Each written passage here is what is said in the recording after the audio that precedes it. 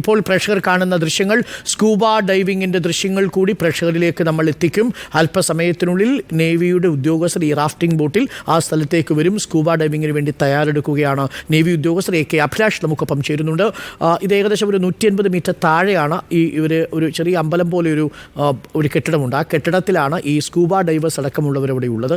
ആ ഉദ്യോഗസ്ഥർ അവിടെ നിന്ന് ഇറങ്ങി പുഴയിലിറങ്ങി ഈ റാഫ്റ്റിംഗ് ബോട്ടിൽ കയറി മുകളിലേക്ക് പോയി ആ കോൺടാക്ട് നമ്പർ 1 എന്ന് ലൊക്കേറ്റ് ചെയ്ത മാപ്പിൽ എത്തിയതിന് ശേഷമായിരിക്കും അവിടേക്ക് ഡൈവ് ചെയ്യുക.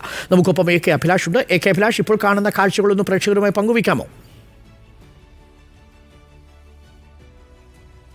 തീർച്ചയായിട്ടും നമ്മൾ നേരത്തെ പറഞ്ഞത് ഈ NDRFൻ്റെയും അതോടൊപ്പം തന്നെ ഈ നാവികസേനയുടെയും അംഗങ്ങൾ തയ്യാറായി നിൽക്കുന്നു എന്നാണ്.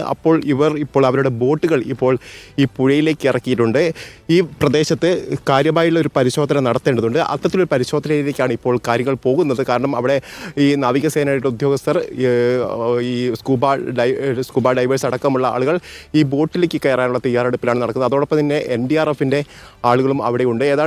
ഏതാണ്ട് ഈ ഭാഗത്തേക്ക് നീങ്ങാനുള്ള ഒരു ശ്രമമാണ് അവർ നടത്തുന്നതെന്നാണ് ഇപ്പോൾ നമുക്ക് ദൃശ്യങ്ങളിൽ നിന്ന് മനസ്സിലാക്കാൻ കഴിയുന്നത്. ഏതായാലും അല്പസമയങ്ങൾക്കകം തന്നെ അവർ മുകളിലേക്ക് വന്ന് അവിടെ വ്യാപകമായ ഒരു പരിശോധന നടത്താനും അതോടൊപ്പം തന്നെ ആഴത്തിലുള്ളൊരു പരിശോധന, നേരത്തെ സൂചിപ്പിച്ചതുപോലെ തന്നെ മുകൾ ഭാഗത്തായിരിക്കും ആദ്യം ഇവർ ഡൈവ് ചെയ്യുക എന്ന് നമുക്ക് മനസ്സിലാക്കാൻ കഴിയുന്നത്.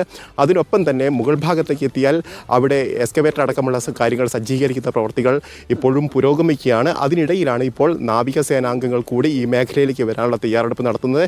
2 ബോട്ടുകളാണ് ഇപ്പോൾ അവിടെ തയ്യാറാക്കി വെച്ചിരിക്കുന്നത്. ഒന്ന് NDRFൻ്റെയും ഒന്ന് ഈ നാവികസേനയുടെ ബോട്ടുകളാണ്. അവർ വളരെ പെട്ടെന്ന് തന്നെ ഈ മേഖലയിലേക്ക് എത്താനുള്ളൊരു സാധ്യതയാണ് ഇപ്പോൾ കാണുന്നത്. കാരണം അത്തരത്തിലുള്ള ശ്രമമാണ് അവരുടെ ഭാഗത്തുനിന്ന് നടക്കുന്നതെന്നാണ് നമുക്ക് മനസ്സിലാക്കാൻ കഴിയുന്നത്.